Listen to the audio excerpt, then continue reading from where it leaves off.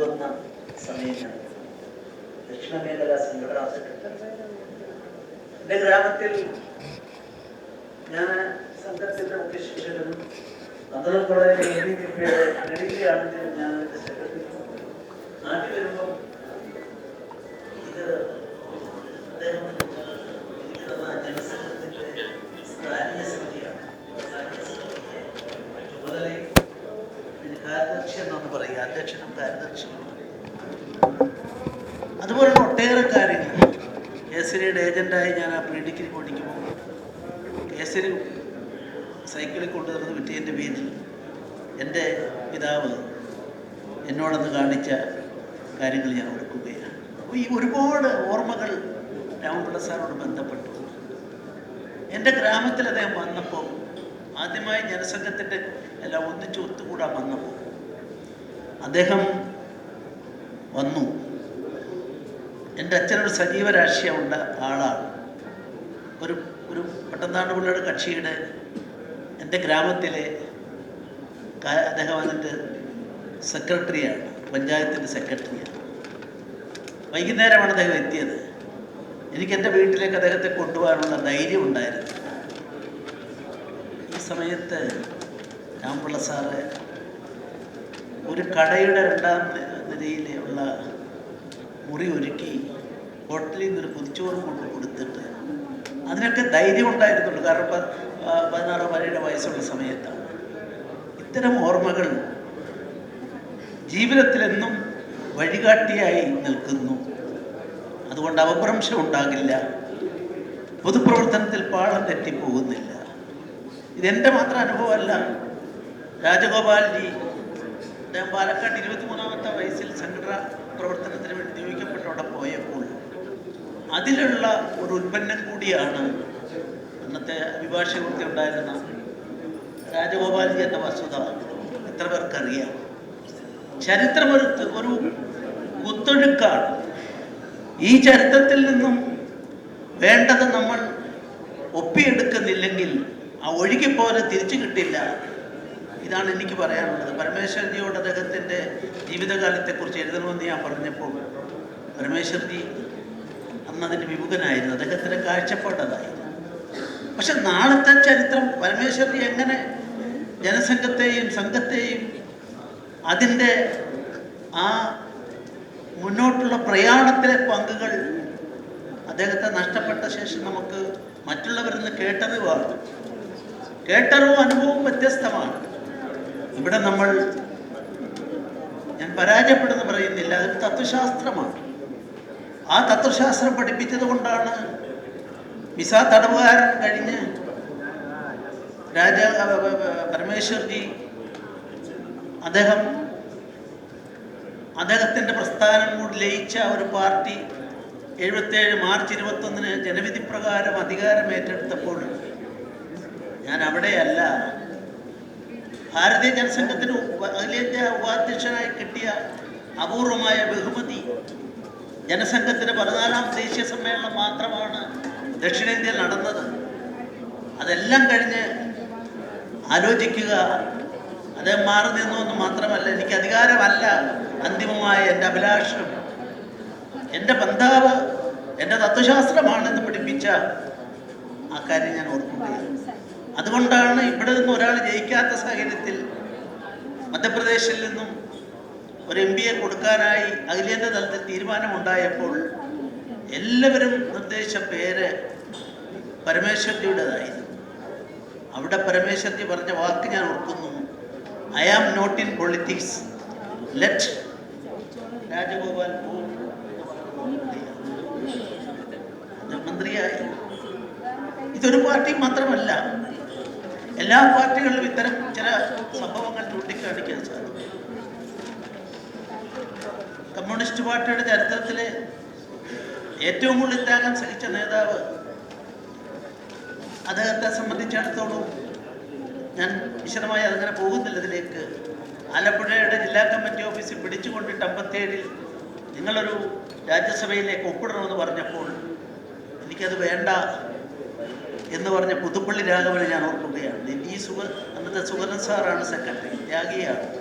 അവിടെ കൊണ്ടുപോയി പറഞ്ഞപ്പം നോ, ഒരു കമ്മ്യൂണിസ്റ്റുകാരനായി മരിച്ചാൽ മതി. അദ്ദേഹത്തിൻ്റെ 4 വോളിയമുള്ള ജീവചരിത്രം പല ആവർത്തി വായിച്ച ആളായിരുന്ന ഞാൻ തോന്നി. ഇതൊക്കെ മാതൃകകളാണ്. നല്ല മാതൃകകൾ നമുക്ക് മുമ്പിൽ ഇല്ലെങ്കിൽ അധികാരത്തിൻ്റെ പ്രോട്ടോകോളിൻ്റെ വലിപ്പം കൊണ്ട് ആളെ നിശ്ചയിക്കുന്ന ഒന്നിന് പകരം തത്വശാസ്ത്രങ്ങളുടെ ബലിപീഠത്തിൽ ജീവിതം സമർപ്പിക്കാൻ തയ്യാറായ ആളുകളുടെ പട്ടികയിൽ പെടുത്താവുന്ന ഒരാളായി ഞാൻ അദ്ദേഹത്തെ രാമപിള്ള സാറിനെ കാണുകയാണ്.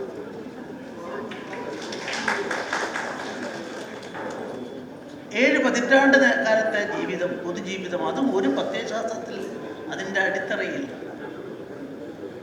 ഒരുപക്ഷെ അദ്ദേഹം ഇടക്കാലത്ത് മറ്റൊരു പാർട്ടിയിലേക്ക് പോയപ്പോൾ പാർട്ടിയിൽ ഒരു ജനാധിപത്യപരമായ ഒരു പ്രക്രിയ നടന്നു. അതിൻ്റെ ശരിയും തെറ്റിലേക്കൊന്നും ഞാൻ കിടക്കുന്നു. എനിക്കുമൊക്കെ അന്ന് അദ്ദേഹം പറഞ്ഞ കാര്യങ്ങൾ പലതിനോടും യോജിപ്പുള്ളയാളായിരുന്നു. ഞാൻ ഒരിക്കലും ആ മീറ്റിങ്ങിലേക്ക് പോയിട്ടില്ല. പക്ഷേ അന്ന് അതിനകത്ത് കാസർഗോഡുണ്ടായ സംഭവമൊക്കെ എൻ്റെ സ്മൃതിപഥത്തിലുണ്ട്, ശാരീരികമായി പോലും. അപ്പം അതൊക്കെ ഉണ്ടാകുമ്പോഴും കോഴിക്കോട്ട് വന്നു. ശ്രീധരൻപിള്ളയെ അറിയിക്കരുത് ഒരു കാരണവശാലും എവിടെയാണെന്നുള്ളത് പുഴക്കാരൻ, കാരണം ഞാൻ പോകാത്ത കൊണ്ടായിരിക്കും. പക്ഷെ ഞാൻ അദ്ദേഹത്തെ അതിൻ്റെ ആ ഒരു ലേബൽ വന്നപ്പോഴും കൊണ്ടുപോയി കഞ്ഞി കൊടുക്കാനും, ഞാൻ എറണാകുളത്തെ ഓഫീസിലേക്കല്ല തിരുവനന്തപുരം ഓഫീസിൽ വന്നപ്പോൾ ഒരു മറിച്ച സ്ഥലത്തേക്ക് പോകേണ്ടി വന്നപ്പോൾ ആ വ്യത്യസ്ത പാർട്ടിയിൽ നിൽക്കുന്ന ആളായിട്ട് പോലും പാർട്ടി ഓഫീസിൽ നിന്ന് തന്നെ കാറിൽ അദ്ദേഹത്തെ കൂട്ടി ഞാൻ പോയി. ഇതൊക്കെ നമ്മുടെ നീതിബോധത്തിൻ്റെ പ്രശ്നമാണ്. രാമപിള്ള സാർ ആരാണെന്ന് എനിക്കറിയാം. എവിടെയാണ് നമുക്ക് എന്താണ് പോരായ്മയെന്ന് ചോദിച്ചാൽ എനിക്കറിയില്ല. ഞാൻ ഒരു ഗവർണർ പദവിയൊന്നുമല്ല. ഇപ്പം ഞാനൊരു സാധാരണ സഹപ്രവർത്തകനായി നിങ്ങൾ എന്നെ കണ്ടാൽ മതി. രാജീവ് ചന്ദ്രശേഖർജിയുള്ള വേദിയിൽ എനിക്ക് ഇന്ന് രാവിലെ ഈ പത്രം വായിച്ചപ്പോൾ, അദ്ദേഹത്തിൻ്റെ ലേഖനം വായിച്ചപ്പോൾ എനിക്ക് അദ്ദേഹത്തിൻ്റെ ഉള്ളിലുള്ളത് എന്താണ് എന്ന്, അദ്ദേഹത്തിൻ്റെ ഉൾത്തുടുപ്പ് എന്താണ് കേരളത്തെ പറ്റി എന്നുള്ളത് എനിക്ക് മനസ്സിലാക്കാൻ സാധിച്ചു. ഇന്നത്തെ ജന്മഭൂമിയിലാണ് അദ്ദേഹം പറഞ്ഞ വാക്ക് ഞാൻ എൻ്റെ ഹൃദയവാക്യമായി ഞാനവിടെ പറയാൻ പറ്റും. അദ്ദേഹം പറഞ്ഞത് ഇതാണ്: ഒരു കാലത്ത് പൊതുപ്രവർത്തകർ നാടിന് നാട്ടുകാർക്കും കൊടുക്കാൻ വേണ്ടി വന്നവരായി.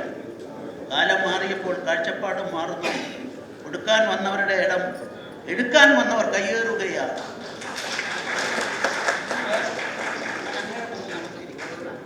യഥാർത്ഥത്തിൽ കേരളത്തെ സംബന്ധിച്ചിടത്തോളം പ്രശ്നമത യശപ്രാർത്ഥികളായ ആളുകൾ ചെറുപ്പക്കാരൊക്കെ വന്നാൽ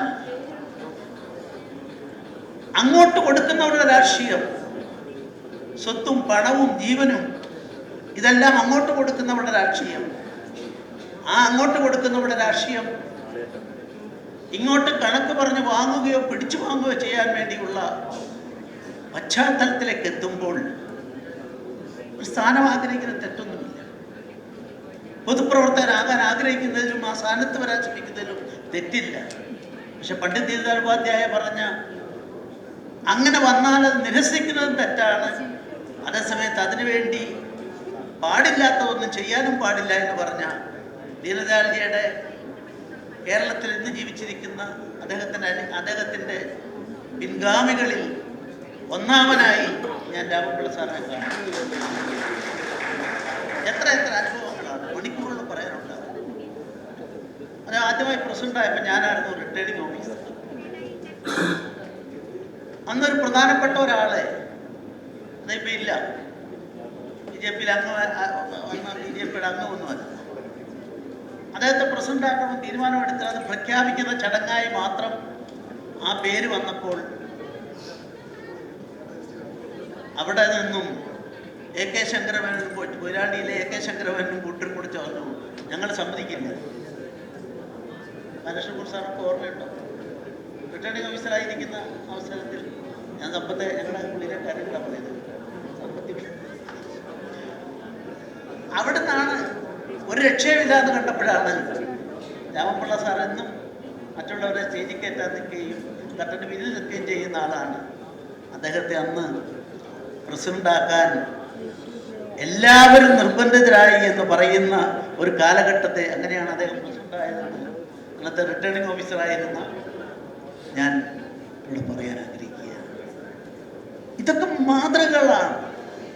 നിങ്ങൾക്ക് മികച്ച മാതൃകകളില്ലെങ്കിൽ നിങ്ങൾക്ക് എങ്ങനെ ഒരു പ്രസിഡന്റ്? തത്വശാസ്ത്രം പലതുമുണ്ട്, തത്വശാസ്ത്രങ്ങളെ നെഞ്ചിലേറ്റുന്നവരുണ്ട്. ആർണോൾഡ് ടോയ്മി പറഞ്ഞ ക്രിയേറ്റീവ് മൈനോറിറ്റി എവിടെ? ഒരു സമൂഹത്തിൽ മാറ്റമുണ്ടാക്കുന്നത് ആര്? You can change A society. ആ സൊസൈറ്റിയെ മാറ്റിയെടുക്കുന്ന ആളുകൾ ഒരു സമൂഹത്തിലെ ഏതാനും ആളുകളാണ്. അവരെയാണ് സർഗാത്മകമായ ന്യൂനപക്ഷമായി, സമൂഹത്തിലെ ന്യൂനപക്ഷമായി നമ്മൾ കാണുന്നത്. ആ സർഗാത്മകത എവിടെ? ഈ ചോദ്യത്തിന് ഉത്തരം തേടുമ്പോൾ ഈ ജീവിതത്തിലേക്ക് എത്തി നോക്കിയാൽ അതിൻ്റെ പാഠങ്ങൾ, അത് സാധനാപാഠമാകേണ്ട ഒട്ടേറെ കാര്യങ്ങൾ കാണാൻ സാധിക്കും. അവിടെയാണ് രാജ്യത്തിൻ്റെ ഭാവി, ജനാധിപത്യത്തിൻ്റെ ഭാവി നിലകൊള്ളുന്നത്. അദ്ദേഹം പറഞ്ഞു, ആർണോൾഡ് ടോയ്മി പറഞ്ഞു, ഫ്രഞ്ച് വിപ്ലവം എത്ര പേർക്ക് പങ്ക്? 4-5 ആളുകളാണ് ആ വിപ്ലവത്തിൻ്റെ തീറ്റുവാലകളായി. അത് വളർന്നു. ആൾക്കൂട്ടത്തിൻ്റെ മനഃശാസ്ത്രമാണോ? റഷ്യൻ വിപ്ലവം ഉൾപ്പെടെ, ഞാൻ അതിലേക്കൊന്നും വഴിമാറി പോകുന്നില്ല. ഇന്ത്യൻ സ്വാതന്ത്ര്യ സമരത്തിൽ പങ്കെടുത്ത ഇന്ത്യക്കാരുടെ എണ്ണം എത്രയെന്ന് ചോദിച്ചാൽ അന്നത്തെ ഇന്ത്യൻ പോപ്പുലേഷൻ്റെ 4% 3% വരുമെന്നാണ് ഇന്ന് പഠനം നടത്തിയ ചില ആളുകൾ എഴുതിയിട്ടുള്ള പുസ്തകങ്ങളിൽ കാണുന്നത്. അപ്പോൾ 94% ആളുകളും 95% ആളുകളും അവർക്കെല്ലാം നമുക്കെല്ലാം സ്വാതന്ത്ര്യം കിട്ടി. പക്ഷെ അതിൻ്റെ തീച്ചുവാലയിലേക്ക് എടുത്തിയാടിയത് എത്രയാണ്? 23-ാമത്തെ വയസ്സിൽ രാമപിള്ള സാർ അതിനുശേഷമുള്ള വിശ്രമരഹിതമായ ജീവിതം. ഞാൻ രാജേട്ടനെ ഇരുത്തിക്കൊണ്ട് പറയുന്നു, രാജേട്ടനെ ഒക്കെ അന്നും പരമേശ്വരജി രാജേട്ടനും ജനസംഘ നേതാക്കന്മാരെ പോകുമ്പോൾ എത്ര വിഷമം. ഒരു സൗകര്യങ്ങളുമില്ല. രാജേട്ടൻ ബസ്സിലൊക്കെ യാത്ര ചെയ്യാം. തൃശ്ശൂരിൽ നിന്നൊക്കെ ബസ്സിനെ പിടിച്ച് നിന്ന് പോയി ജനസംഘത്തിലെ സ്റ്റേറ്റ് പ്രസിഡന്റ് ആയിരുന്ന അവസരത്തിൽ.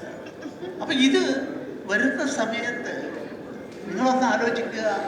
അന്നും അവരെ എല്ലാം അത്യാവശ്യം, രാജേട്ടന് അടിയന്തരാവസ്ഥയിൽ പോലും അദ്ദേഹത്തിൻ്റെ വീട് പട്ടിണിയിലേക്ക് പോകുമ്പോൾ നമ്മൾ നിശബ്ദമായെങ്കിലും അദ്ദേഹത്തിൻ്റെ വീട്ടിലേക്ക് അത്യാവശ്യമുള്ളത്, അദ്ദേഹത്തിൻ്റെ വൈഫ് ഒരു ഡോക്ടറാണ്, ഒന്നും ചെയ്യാൻ പറ്റാത്ത നിസ്സഹായ അവസ്ഥ, കുട്ടികൾ പഠിക്കുന്നു. അന്നും അത്യാവശ്യം മിനിമം സംഘടന അത് ആലോചിക്കുമായിരുന്നു. പക്ഷേ നിശബ്ദരായ സംഘടനാ പ്രവർത്തകർ, രാമപിള്ള സാറ് മറ്റുള്ളവർക്കൊക്കെ പട്ടിണി കിടക്കേണ്ടി വന്നിട്ടുണ്ടാവില്ല.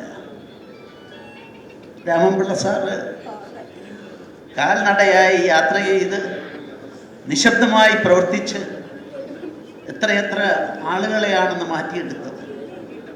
അടിയന്തരാവസ്ഥയുടെ ചരിത്രം എഴുതുന്നെങ്കിൽ ഞാൻ പറയാൻ ആഗ്രഹിക്കുന്നു, അടിയന്തരാവസ്ഥ ജയിലിൽ പോയവർക്കെല്ലാം ഒരുപാട് ബുദ്ധിമുട്ടുണ്ട്. പക്ഷെ ജയിലിന് പുറത്ത് നിന്നുകൊണ്ട് നിരോധിക്കപ്പെട്ട RSSൻ്റെയും പ്രവർത്തന സ്വാതന്ത്ര്യം നിഷേധിക്കപ്പെട്ട ജനസംഘത്തിൻ്റെയും സന്ദേശവാഹകരായി ആ ഒരവസരത്തിൽ ആ ചുമതല ഏറ്റെടുത്ത് നടത്തിയ 2-3 പേരിൽ അഗ്രഗണ്യൻ രാമപിള്ള സാറായിരുന്നുവെന്ന് ഞാൻ ഈ അവസരത്തിൽ പറഞ്ഞു.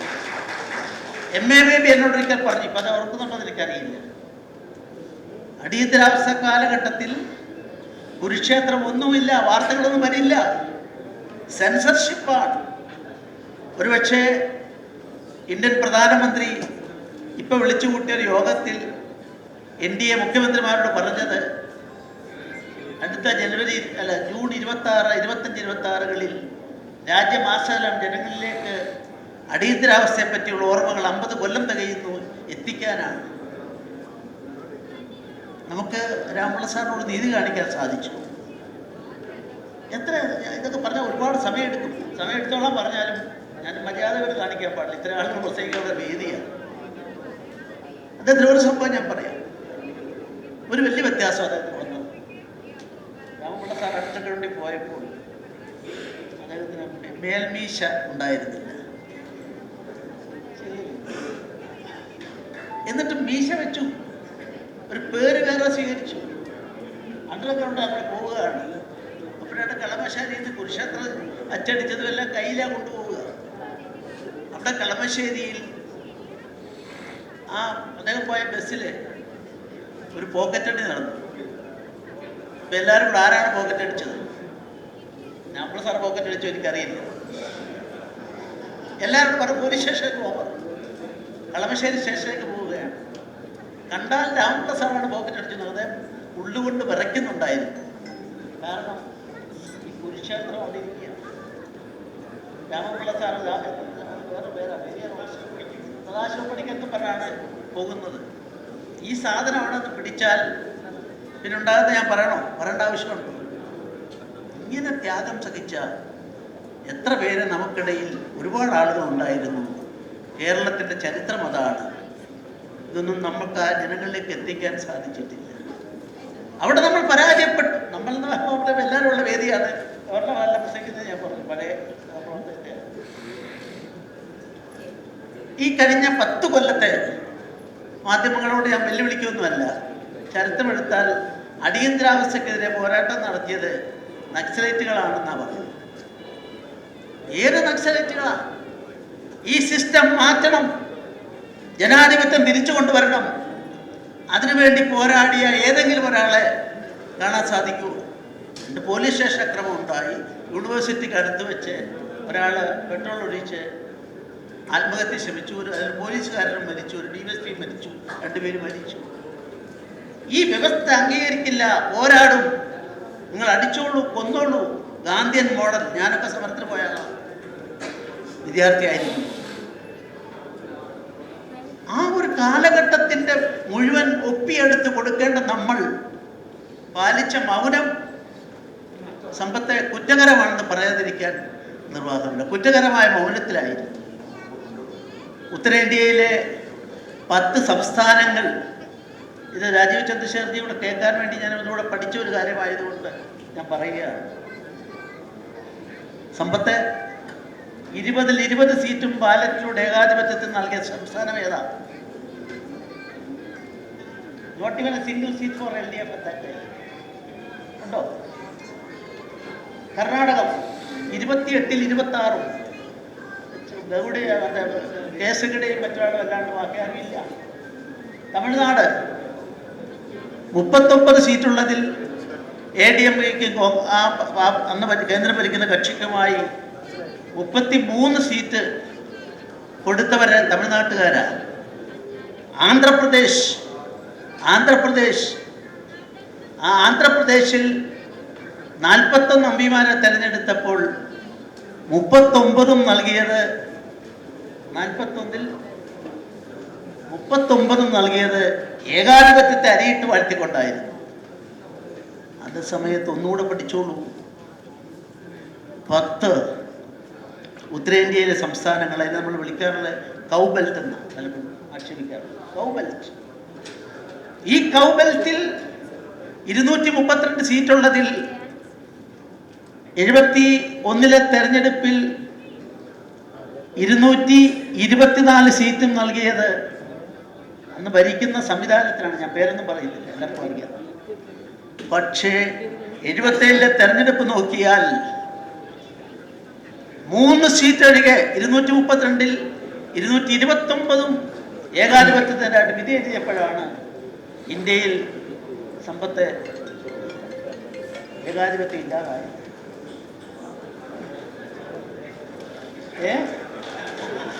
അച്ഛൻ തോറ്റു, അച്ഛൻ തോറ്റു, മോൻ ജയിച്ചു. അപ്പം ഞാൻ ഈ പറഞ്ഞു വരുന്നത് ഇതൊക്കെ നമ്മൾ പഠിക്കേണ്ടതാണ്, പഠിപ്പിക്കേണ്ടവരാണ്. മഹാനായ ജവഹർലാൽ നെഹ്റു 52 ലക്ഷം പത്രക്കാരൻ ചോദിച്ചു. അങ്ങിപ്പോൾ എല്ലാവർക്കും പ്രായപൂർത്തി വോട്ടവകാശം നൽകുന്നു. അവരാണ് നാളെ മുതൽ യജമാനന്മാർ. 5 കൊല്ലത്തിലൊരിക്കൽ they will decide the future of fate of India. Nehru പറഞ്ഞ മറുപടിയാണ്, the politician has to educate the mass. ആ എഡ്യൂക്കേറ്റ് ദ മാസ് എന്ന് പറയുമ്പോൾ ഇവിടെ ഇരിക്കുന്ന 95 വയസ്സ് കഴിഞ്ഞ രാജഗോപാൽ ഇന്നലെ അദ്ദേഹത്തിന് സമൻസ് അയച്ചിരിക്കുക. കുറ്റം തന്നറിയോ?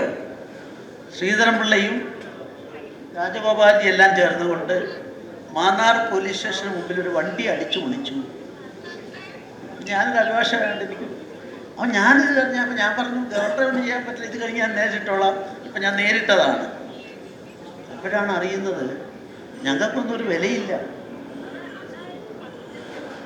ഓ രാജഗോപാലിക്ക് അറിഞ്ഞോ? സമയത്ത് കിട്ടിയോ? ഇതൊരു വെള്ളരിക്ക പട്ടണമാണ്. 4 പേരുടെ പേര് അതിലിട്ട് എഫ്ഐആറിൽ.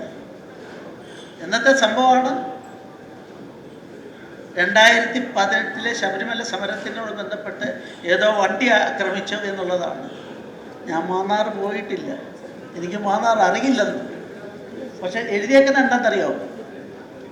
ഞാൻ വളരെ മുഖ്യമന്ത്രിയോട് ചോദിക്കാം, മുഖ്യമന്ത്രി ഒന്ന് ഞാൻ ഗവർണർ ആയതുകൊണ്ട് ഇപ്പോൾ പോയി കാണാനൊന്നും പോകുന്നില്ല, പക്ഷെ താങ്കൾക്ക് നീതിബോധമൊട്ടൊക്കെ ചിന്തിച്ച് നോക്കുക. 4 പേരുടെ പേരെഴുതി, ആ 4 പേരും 10 പേര് കണ്ടാലറിയുന്നവരും. കണ്ടാറിയുന്നവരുടെ പട്ടികയിലാണ് ഓ രാജഗോപാലും ശ്രീധരൻപിള്ളയും. എങ്ങോട്ടായി കേരളം പോകുന്നത്? നമുക്ക് അപമാനകരമല്ലേ? സാക്ഷരതയിൽ 100% സംസ്ഥാനത്തിന് നമ്മുടെ പോലീസുകാർക്ക് പോലും സാമാന്യ ബുദ്ധി ഇല്ല എന്ന് പറഞ്ഞാൽ പിന്നെ ഇതിനൊക്കെ ഞാൻ എന്ത് ഉത്തരവാദിത്വം പറഞ്ഞാൽ എനിക്ക് ആരോടും ഒരു പരിഭവമില്ല. ജന്മഭൂമിയെ പറ്റി ഞാൻ പറയണം.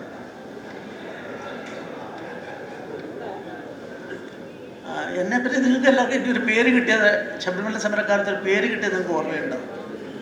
സുവർണാവസരം Sreedharan Pillai.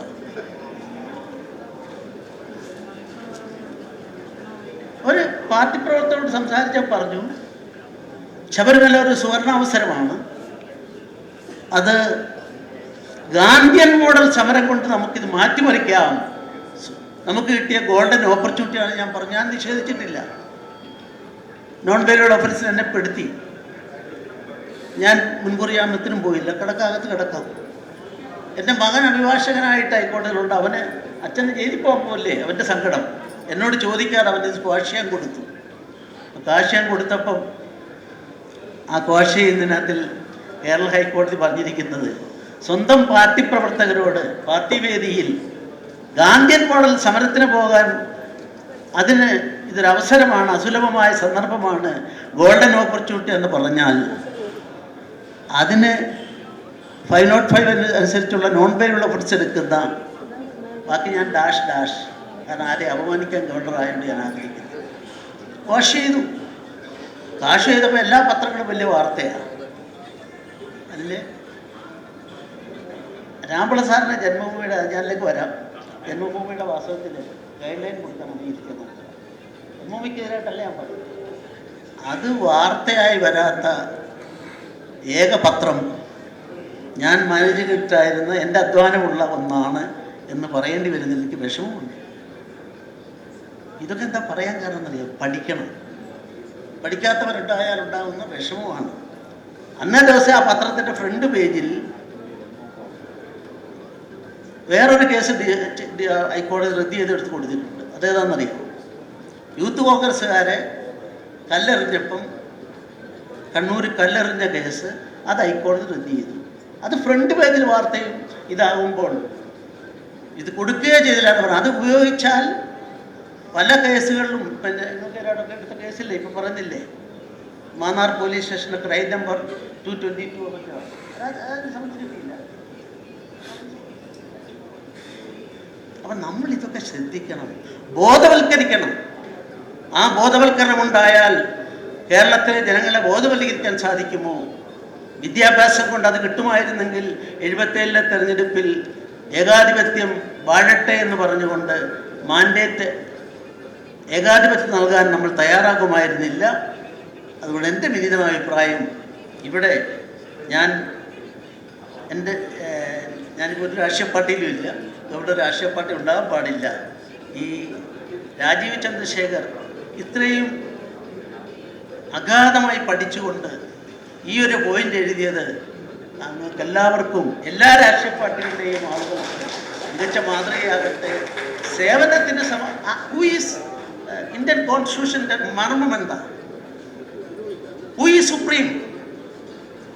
whether governor is supreme, whether chief minister is supreme. No, we are only subordinate to the people. ഭരണഘടനയുടെ വ്യാഖ്യാനത്തിലെ ഏറ്റവും ശ്രദ്ധേയമായ ഒരു ഭാഗം ജനങ്ങളാണ് പരമാധികാരികൾ. Supreme court is not supreme. ഇവിടെ ഞാൻ സ്ഥാപിക്കാൻ തയ്യാറാണ്. അങ്ങനെ വരുമ്പോഴാണ് ആ പരമാധികാരമുള്ള ജനങ്ങൾക്ക് വേണ്ടി ഞാനും മത്സരിച്ചിട്ടുണ്ട്, രാജീവ് ചന്ദ്രശേഖറും മത്സരിച്ചിട്ടുണ്ട്. നമ്മൾ പറയുന്നു ഞങ്ങളെ തിരഞ്ഞെടുത്തയച്ചാൽ നിങ്ങളെ ഞങ്ങൾ സേവിക്കാം. ഈ ഓഫറാണ്. പക്ഷെ കേരളത്തെ പോലെ സംസ്ഥാനത്ത് ദൗർഭാഗ്യകരമായ രീതിയിൽ കാര്യങ്ങൾ പോവുകയാണ്. അതുകൊണ്ട് ജന്മഭൂമിയെ സംബന്ധിച്ചിടത്തോളം വരുമ്പോൾ രാമൻപിള്ള സാറ് അദ്ദേഹം നാരായണൻ എഴുതിയൊരു ലേഖനമുണ്ട്. ഒരു ഭാഗത്ത് എനിക്ക് വലിയ അതിനെപ്പറ്റി തെറ്റായ അഭിപ്രായമുണ്ട്. അതായത് ജന്മഭൂമിയുടെ തുടക്കത്തിൽ എന്നല്ല, അതിൻ്റെ ആലോചന തന്നെ ആരംഭിച്ചത് രാമൻപിള്ളയുടെ ചിന്തയിലാണെന്ന വസ്തുത പലർക്കും ഇന്നറിയില്ല. അറിയാത്ത ഒട്ടേറെ കാര്യങ്ങളുണ്ട്. ആരായിരുന്നു അതിൻ്റെ എമർജൻസി കഴിഞ്ഞ ഫസ്റ്റ് എഡിറ്റർ? MP മന്മഥൻ. എത്ര പേർക്കറിയാം? ഇതിന് അദ്ദേഹം സൃഷ്ടിച്ച വേദനകളും ഉത്കണ്ഠയും അളവറ്റതായിരുന്നു. ഈ വാർദ്ധക്യത്തിലും തെളിഞ്ഞ ചിന്തയുമായി അദ്ദേഹം പോകുന്നു. അതുകൊണ്ട് എനിക്ക് പറയാനുള്ളത്, നിങ്ങൾക്കൊക്കെ ഗൈഡ് ലൈൻ തരാൻ രാമൻപിള്ള സാറുണ്ടായ നല്ലതാണെന്ന് ഞാൻ വിശ്വസിക്കുക. നമുക്ക് കൂടുതലായിട്ടൊന്നും പറയാനില്ല. ഏതായാലും നമുക്ക് മറ്റൊരു കാര്യം, ഇതിൽ നാരായണജിയെ ബഹുമാനിക്കുന്നു, നാരായണജിയുടെ അത്രയും പാണ്ഡിത്യമുള്ള നമ്മുടെ കൊടുത്തില്ല. പക്ഷേ ഇതിലെഴുതിയ ഒരു കാര്യം, ഞാൻ ജന്മഭൂമിയിൽ നിന്ന് വിരമിച്ച ശേഷം അതിൻ്റെ കേരളത്തിലെ സോഷ്യലിസ്റ്റ് പ്രസ്ഥാനത്തിൻ്റെ ചരിത്രം വായിക്കാനിടയായി. വീരേന്ദ്രകുമാറാണ് എൻ്റെ ഗ്രന്ഥകർത്താവ്. കുഴിയാനയെ കൊമ്പനാനയാക്കുന്ന രീതിയിലുള്ള ചരിത്രം. ഇത്തരം കാര്യങ്ങൾ ശ്രദ്ധിക്കണം, പൊതുപ്രവർത്തകർ ശ്രദ്ധിക്കണം. കുഴിയാനയും കൊമ്പനാനയും എന്ന് പറയുമ്പം ഒരു കാലത്ത് കേരളത്തിലെ സോഷ്യലിസ്റ്റ് പാർട്ടിക്ക് ഒറ്റയ്ക്ക് മത്സരിച്ച് 12 MLA-മാരെ ജയിപ്പിക്കാൻ സാധിച്ചിട്ടുണ്ട്. പിന്നെ രാഷ്ട്രീയക്കാരോട് ഞാനിലേക്ക് പോകുന്നില്ല. അവരുടെ ബാന്ധവം ആരോട് കൂടിയായിരുന്നു അവസാനം വന്നപ്പോൾ വട്ടപ്പൂജ്യത്തിൽ എത്തുകയുണ്ടായത്. അപ്പോൾ സമ്പത്ത്, ഞാൻ ആരാ ഉദ്ദേശിച്ച സമ്പത്തിന് മനസ്സിലായിരുന്നു. കൂടിയവരെ ഈ ഒരു ചിലന്തിയുണ്ട്, ഒരുതരം ചിലന്തി, ഇണയെ കൊന്നു തിന്നുന്ന ചിലന്തി. കാര്യം കഴിഞ്ഞാൽ അതിനെ തന്നെ ഭക്ഷിക്കും, ഇണയെ തന്നെ ഭക്ഷിക്കും. അതുപോലെയാണ് സംഭവിച്ചതെന്ന് ഞാൻ ഒരു ചരിത്ര വിദ്യാർത്ഥിയായ ഞാൻ ഇവിടെ പറയാൻ ആഗ്രഹിക്കുകയാണ്. 12 MP-മാരുമായി ബഹുമാനം ചെയ്തുണ്ടായിരുന്ന കൊച്ചു കേരളത്തിൽ എത്ര സംഭവങ്ങളാണ്. രാമൻപിള്ള സാറിനോട് ചോദിച്ചാൽ ഞാൻ പലതും മനസ്സിലാക്കിയത്. ഞാൻ റിസർച്ച് പോലെ നടന്ന ഒരാളാണ് തിരുവനന്തപുരത്ത്. ആദ്യത്തെ ഹിന്ദു മന്നത്ത് പത്മനാഭനും R. ശങ്കറും ചേർന്നുകൊണ്ടുണ്ടാക്കിയ സംവിധാനത്തിൽ 2 ഉപതെരഞ്ഞെടുപ്പ് നടന്ന തിരുവനന്തപുരത്ത്. ഒന്ന് നെടുമങ്ങാട് പട്ടത്താണുകളിൽ കൂടി 3 കൂടി. ആ കൂടിയ സമയത്ത് അതിൻ്റെ ഇലക്ഷൻ കമ്മിറ്റിയുടെ ഒരു ഭാരവാഹി ആരാണെന്നറിയാം. ശരിയാണെങ്കിൽ ഉറപ്പില്ല. തിരുവിതാംകൂർ മുസ്ലിം ലീഗിൻ്റെ പ്രസിഡന്റ്, സംസ്ഥാന പ്രസിഡന്റ്, തിരുവിതാംകൂർ മുസ്ലിം ലീഗിൻ്റെ സംസ്ഥാന പ്രസിഡന്റ് P.K. കുഞ്ഞിസാഹിബ്. പിന്നെയാണ് പട്ടത്താണുകളുടെ കൂടിയിട്ട് അദ്ദേഹം സോഷ്യലിസ്റ്റായത്. ഇതിനെയെല്ലാം ഉൾക്കൊള്ളാൻ സാധിക്കുന്ന ഒരു വിശാലമായ കാഴ്ചപ്പാട് മന്നത്ത് പത്മനാഭനും R. ശങ്കർക്കും അന്നത്തെ ഹിന്ദു മുന്നണിക്കും ഉണ്ടായിരുന്നു. അതുകൊണ്ട് പൊളിറ്റിക്സിൽ ആരും അന്യരല്ല. രാജ്യദ്രോഹികളായ ആൾക്കാരെ ഒഴിച്ചു നിർത്തിയാൽ, കൊടും ക്രിമിനലുകളെ ഒഴിച്ചു നിർത്തിയാൽ ഒരു ജനാധിപത്യ സംവിധാനത്തിൽ എല്ലാവരും ഉണ്ട്. അതുകൊണ്ട് സമ്പത്തെ നമ്മൾ ഒരുപാട് ചർച്ച നടത്തി. നമുക്ക് എല്ലാവരെയും ഉൾക്കൊള്ളാം. എല്ലാവർക്കുമായി ചന്ദ്രശേഖരൻ്റെ അദ്ദേഹത്തെ എനിക്കറിയില്ല, അദ്ദേഹം പറയേണ്ടത്. ഞാൻ ആ പാർട്ടിയിലെ അംഗം പോലും അല്ല ഇപ്പോൾ. പക്ഷെ രാജീവ് ചന്ദ്രശേഖർക്ക് പലതും സാധിക്കും, കവാടങ്ങൾ തുറന്നിട്ടിരിക്കുന്നു എന്നാണ് അദ്ദേഹം പറഞ്ഞത്. അത് കല്ലൂപ്പാറയുടെ പഴയ MLA-ക്കും ബാധകമാണ്, സാധനങ്ങളാണ്. ഏതായാലും ഞാൻ പറയുന്നു, ഈ രാമൻപിള്ള സാറ് ഇത് നാരായണൻ എഴുതിയതിനപ്പുറം ഒരു കാര്യം കൂടി ഉണ്ട്. അദ്ദേഹത്തിൻ്റെ വീടും പറമ്പും എത്രവർക്കറിയാം. അതിനു വേണ്ടിയിട്ട് പണയം വെച്ചിട്ടാണ്, അതിനെ ഈട് കാണിച്ചാണ് തുടങ്ങിയതെന്ന് പറയുമ്പോൾ ഈ മനുഷ്യന് പകരം വെക്കാൻ ശരിയല്ലേ? അതുകൊണ്ട് ആർക്കറിയാം. അതുകൊണ്ട് ദിശാബോധം നൽകാൻ സാധിക്കുന്ന ഒരാളായി 90-ാം വയസ്സിൽ ഞാൻ രാമുള്ള സാറിനെ കാണുന്നു. ചന്ദ്രശേഖർജിക്കും വേണ്ട ഗൈഡൻസ് കൊടുക്കാൻ അങ്ങേക്ക് സാധിക്കണം. തീർച്ചയായും സത്യവും ധർമ്മവും നീതിയുമാണ് വേണ്ടത്. സത്യത്തിൻ്റെ പാതയിൽ, ധർമ്മത്തിൻ്റെ പാതയിൽ അധികാരമൊന്നുമല്ല പ്രശ്നം. അപ്പോഴത്തെ ഓഗസ്റ്റ് 15-ന് ഗാന്ധിജി ഇന്ത്യൻ സ്വാതന്ത്ര്യ സമരത്തിന് വേണ്ടി പ്രവർത്തിച്ചു. പക്ഷെ അദ്ദേഹം എന്തുകൊണ്ട് പോയി എന്ന് അദ്ദേഹം എഴുതി വെച്ചിട്ടുണ്ട്. എന്തുകൊണ്ട് ഗ്രാമഗ്രാമാന്തരങ്ങളിൽ പോയി എന്ന് പറഞ്ഞിട്ടുണ്ട്. സ്വാതന്ത്ര്യമെന്ന് പറഞ്ഞാൽ, അധികാരമെന്ന് പറഞ്ഞാൽ, ഇത് രണ്ടിനും അപ്പുറം മാനവരാശിയെ മുന്നിൽ കണ്ടുകൊണ്ട്, ലോകത്തെ മുന്നിൽ കണ്ടുകൊണ്ട് സമാരാധനായ ഇന്ത്യൻ പ്രധാനമന്ത്രി ചെയ്യുന്നത് പോലെ, ഇന്നത്തെ വർത്തമാന പ്രധാനമന്ത്രി ചെയ്യുന്നത് പോലെ ലോകക്രമത്തെ മുഴുവൻ മാനവരാശിയുടെ പ്രത്യാശയായി നമ്മുടെ രാജ്യത്തെ മാറ്റാൻ, ലോകഗുരുവായി മാറുന്ന പഴയ സ്ഥിതിയിലേക്ക് എത്താൻ ഇന്ന് ലോകം അങ്ങനെ ചിന്തിക്കുന്നു. ഒരു വാക്കുകൂടി പറയാൻ ഞാൻ, വില്യംസിൻ്റെ പുസ്തകം ഗോൾഡൻ റോഡ്സ് ഓഫ് ഇന്ത്യ എന്നാണ് പറഞ്ഞത്. ഉപയോഗിച്ച വാക്ക് 10-ാം നൂറ്റാണ്ടും 11-ാം നൂറ്റാണ്ടും ഗോൾഡൻ റോഡ്സായി മാറി ഒരു രാജ്യത്തെ സംബന്ധിച്ച് വിശദമായി പറയുമ്പോൾ വായിക്കുക, വളരുക. നമ്മളാരും ഒരു കാര്യം കൂടി അതിൻ്റെ കൂടെ, ഒരു കാര്യം എന്ന് പറഞ്ഞാൽ രണ്ടാമതായി ഇപ്പം ഞാൻ പറയുന്നത്, വായനയിൽ കൂടെ അല്ലാണ്ട് രക്ഷപ്പെടാൻ സാധിക്കില്ല. എല്ലാവരും വായന മരിക്കുന്നു എന്നൊക്കെ പറഞ്ഞ് ചർച്ച ചെയ്യുന്നവരോട് ഞാൻ പറയുന്നു, വായന ഏറ്റവും ഒടുവിലത്തെ കണക്കനുസരിച്ച് മുമ്പുള്ളതിനേക്കാൾ 50% വർദ്ധിച്ചിരിക്കുന്നു എന്നാണ് ആധികാരികമായ പഠനങ്ങൾ തെളിയിക്കുന്നത്. അതുകൊണ്ട് രാജീവ് ചന്ദ്രശേഖരനെ പോലുള്ള ആളുകൾ, സമ്പത്തിനെ പോലുള്ള ആളുകൾ, അവർക്കെല്ലാം മാനവരാശിക്ക് വേണ്ടി, കേരളീയർക്ക് വേണ്ടി കൂടുതൽ അവരെ വിജ്ഞാനത്തിൻ്റെ മേഖലയിലൂടെ ബോധവൽക്കരണത്തിൻ്റെ മേഖല കൊണ്ടുപോകാൻ സാധിക്കട്ടെ. അതിന് ഏറ്റവും കൂടുതൽ കരുത്തുള്ള ദൈവം ചാർത്തിക്കൊടുത്ത വിദ്യാഭ്യാസം അക്കാദമിക് യോഗ്യതയേക്കാൾ അനുഭവ സമ്പത്താണ് വലുത്.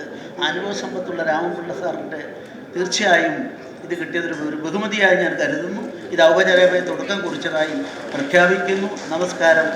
ജയ് ഹിന്ദ്, ജയ് ഭാരത്.